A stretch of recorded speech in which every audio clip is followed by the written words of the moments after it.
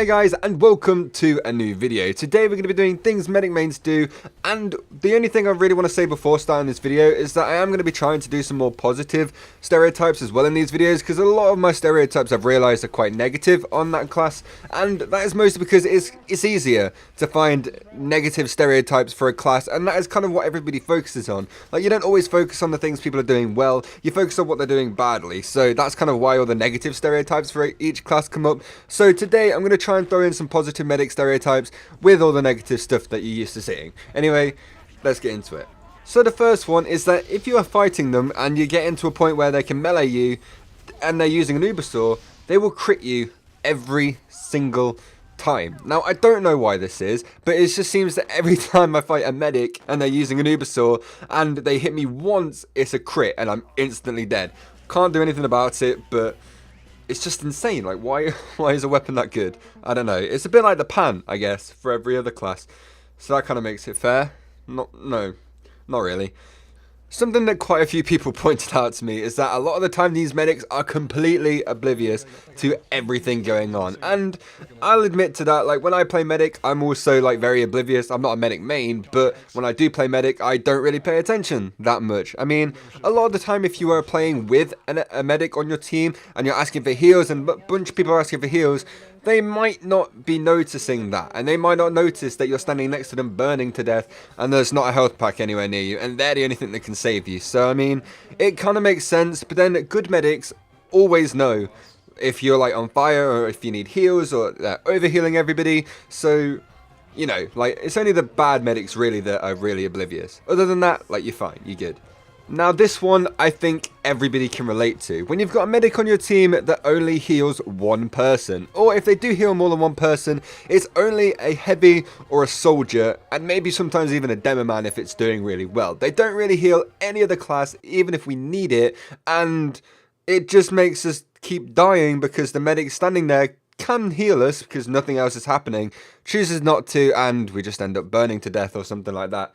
It's really annoying, but as a medic, I guess you kind of want to help the person who's going to be actually pushing the team forward. But still, if you are playing medic and you don't heal more than one person, please try and start healing more people on the team. It really, really helps you out, and it stops everybody from getting really angry at you.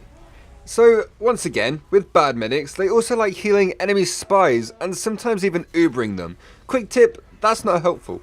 There is always that one medic that is healing a spy, or that one medic that always ends up healing the spy for a few seconds, realizing it and then stopping, but only after the spy's backstabbed the entire team. Or you see, oh, the medic's healing that guy, he's fine, because that medic won't be that dumb, surely, and then you get backstabbed by the guy he's healing. Or he's even Ubered, which is ridiculous, but either way, it's well played on the spy's part, I guess, but the medic could be a bit more vigilant, I guess. I'm guilty of this as well. I've definitely healed a few enemy spies. Not on purpose, but it happens sometimes, so I can kind of understand. There is always that medic that only ever heals the soldier, and that is because most of the time they're in a relationship or something like that. Like, there's a whole term of medic girlfriend only healing their boyfriend in the game and stuff like that, and you know that there are medics that do fit that stereotype. There are guys that get their girlfriend to play TF2, to play medic, and to get them into playing medic so they have a heal. Like, it's a bit weird. I don't really know. I don't really get it because, you know, I'm single and alone. But maybe that's the thing that would happen. I don't know. But it's I think a lot of people point out, and it's been a thing for the medic as a stereotype for a very, very, very long time. Another thing that happens is they always drop before popping Ubers, or if they do pop the Uber, it's an awful time and they've just like accidentally clicked the button, or they thought it was a good time to do it and really there's just nobody there. But most of the time it's that they're dropping Ubers because they don't know the right time to use it, they're not experienced enough to tell when the right time to use it is, or they get backstabbed or sniped before they even get a chance to use it. And the backstab and sniping is not really their fault. I mean, I guess you could be a bit more alert for spies, but you know, it happens to everybody.